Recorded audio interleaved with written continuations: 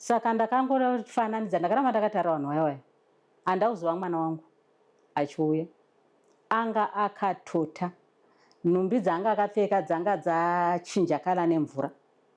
Saka handina kutoziva kuti mwana wangu ari kuuya. Ndiye munhu wokutanga pavanhu vose vakaita zvebhodha jumping papa panhingi papo akatanga kusvika nababa vavo.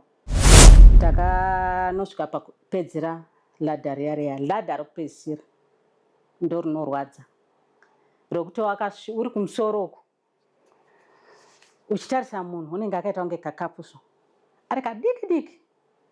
Ndakazvibvunza like uchitarira ladha rero unenge uchiona masteps achona akaita madiki diki zvokuti unotofunga kuti ndongotsika fast fast. Ngoro yakanosvika ichindirova mumapfudzi zvokuti dai mwana uyu anga asina kuinda mberi pamwe dai akarowa musoro. Ndakatsindikirwa kubva pamapfudzi apa kuenda kumashure uku ndokwakakavharwa nengoro. Ndakanyatsonzwa kuti chest yangu yatsemuka. Hamuna zuva hamuna chii unotoradza kuti ndasungwa zveshuwa. But kulindela inzvimbo iri right yokutoti munenge uri free. Unenge uri free, kune maground kunotambwa bhora, kune matv, mumarumu unongobumuka.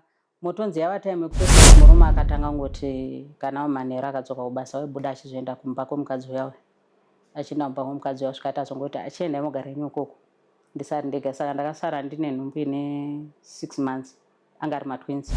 Tatobuda bhodha tamirira kuhaika mota dzinouya kunoku ndopakangouya vheni yamapurisa ndobva tasungwa tese tiri 3 ini nemwana namunhu waindiyambutsa.